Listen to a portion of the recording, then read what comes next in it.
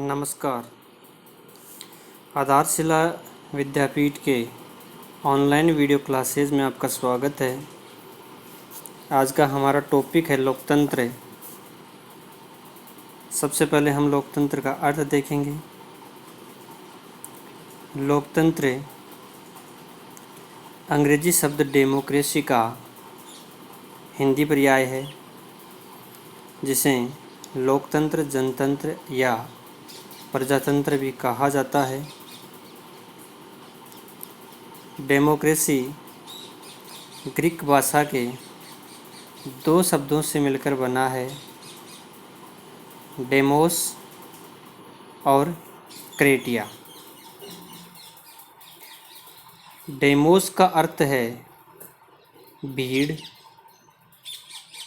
अर्थात जनता, और क्रेटिया का अर्थ है शक्ति। इस प्रकार डेमोक्रेसी का अर्थ हुआ जनता की शक्ति,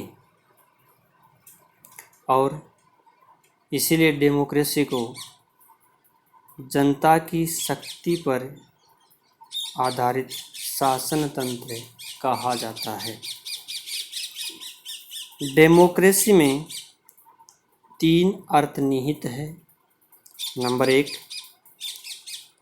यह निर्णय लेने की एक विधि है। नंबर 2, यह निर्णय लेने के सिद्धांतों का एक समूह है। और नंबर 3, यह आदर्शात्मक मूल्यों से संबंधित अवधारणा है। बर्न्स ने लोकतंत्र का अर्थ स्पष्ट करते हुए इसकी परिभाषा दी है। लोकतंत्र एक ऐसा शब्द है जिसके अनेक अर्थ हैं और इसके साथ भावनात्मक अर्थ भी जुड़ा है। लोकतंत्र के अनेक रूप हैं। नंबर 1, राजनीतिक लोकतंत्र। नंबर 2, सामाजिक लोकतंत्र। नंबर 3, आर्थिक लोकतंत्र। और नंबर 4, नैतिक लोकतंत्र। सबसे पहले हम राजनीतिक लोकतंत्र का अध्ययन करेंगे। राजनीतिक लोकतंत्र को प्राचीन काल में व्यक्तिवादी लोकतंत्र कहा जाता था। इसे आधुनिक काल में उदारवादी लोकतंत्र कहा जाता है। और राजनीतिक लोकतंत्र की उत्पत्ति पश्चिमी देशों में होने के कारण इसे पश्चिमी लोकतंत्र भी कहा जाता है। मार्क्सवादियों ने इसे पूंजीवादी लोकतंत्र कहा है। उदारवादी विचारकों ने राजनीतिक लोकतंत्र के 2 रूप माने हैं। नंबर 1, राज्य के एक प्रकार के रूप में लोकतंत्र। और नंबर 2, शासन के एक प्रकार के रूप में लोकतंत्र। लोकतांत्रिक राज्य का अर्थ है कि इसमें प्रभुसत्ता यानी सॉवरेंटी जनता में निहित होती है।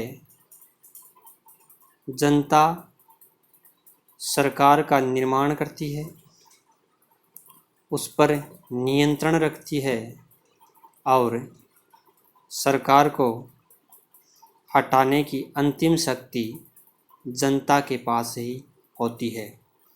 यही राज्य के एक प्रकार के रूप में लोकतंत्र का अर्थ है। दूसरा है शासन के एक प्रकार के रूप में लोकतंत्र, जिसमें शासन की शक्तियों का विकेंद्रीकरण पाया जाता है, यानी शासन की शक्तियाँ किसी एक व्यक्ति में निहित नहीं रहकर विभिन्न लोगों में होती है। यही शासन के एक प्रकार के रूप में लोकतंत्र है।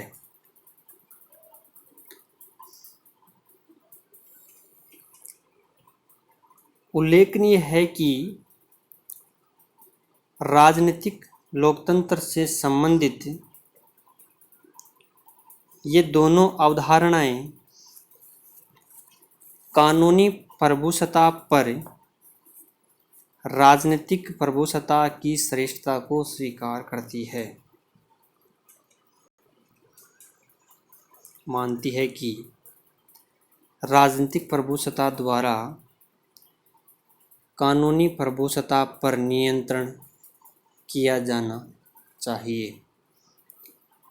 राजनीतिक लोकतंत्र के एक अंग के रूप में लोकतांत्रिक शासन के दो भेद हैं। पहला है प्रत्यक्ष या शुद्ध लोकतंत्र, जिसमें शासन कार्यों में जनता प्रत्यक्ष रूप से भाग लेती है, कानूनों का निर्माण करती है, कानूनों का क्रियान्वयन करती है और जब चाहे तब अपने चुने हुए प्रतिनिधि को वापस बुला सकती है। दूसरा है अप्रत्यक्ष अथवा प्रतिनिधि लोकतंत्र, जिसमें जनता एक निश्चित समय के लिए अपने प्रतिनिधियों का चुनाव करती है और वे प्रतिनिधि सरकार में जनता के पक्ष में काम करते हैं, यानी जनता का नेतृत्व करते हैं। उल्लेखनीय है कि अप्रत्यक्ष या प्रतिनिधि लोकतंत्र के वर्तमान में दो रूप प्रचलित हैं। नंबर 1 संसदीय लोकतंत्र और नंबर 2 अध्यक्षात्मक लोकतंत्र। संसदीय लोकतंत्र के बारे में मैं आपको थोड़ा बताना चाहूँगा, जिसमें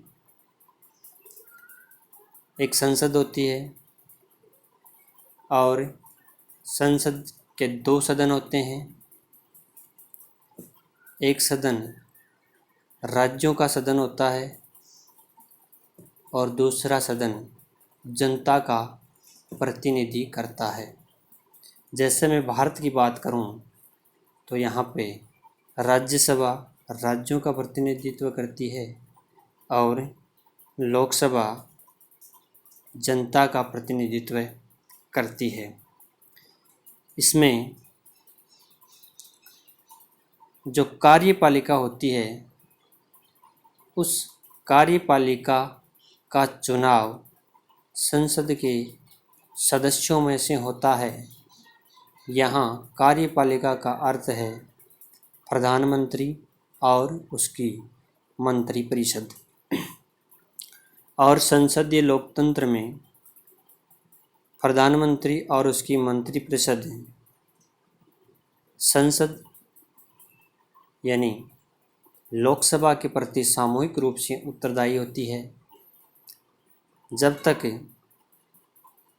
संसद या लोकसभा चाहे तब तक कार्यपालिका अपने पद पर रह सकती है। यह है संसदीय लोकतंत्र। दूसरी में बात करूं अध्यक्षात्मक लोकतंत्र, जिसमें शासनाध्यक्ष और राष्ट्राध्यक्ष दोनों एक ही आदमी यानी राष्ट्रपति होता है और कार्यपालिका का चुनाव जनता अलग करती है और व्यवस्थापिका का चुनाव जनता अलग करती है। कार्यपालिका अपने किसी भी कार्यपालिका सामूहिक रूप से संसद यानी निम्न सदन के प्रति उत्तरदायित्व नहीं रखती है। इसमें शक्ति पृथक्करण पाया जाता है और कार्यपालिका और व्यवस्थापिका दोनों अलग अलग काम करती है। यह है अध्यक्षात्मक लोकतंत्र।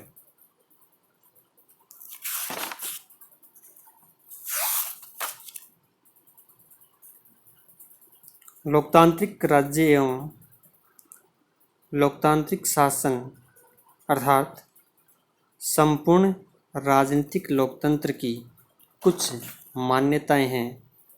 जैसे नंबर 1, राजनीतिक लोकतंत्र उदारवादी संविधानवाद में विश्वास करता है।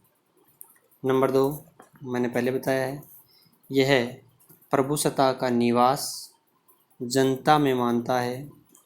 नंबर 3, राजनीतिक लोकतंत्र का सैद्धांतिक पक्ष लोकतांत्रिक राज्य है और इसका व्यवहारिक पक्ष लोकतांत्रिक शासन है।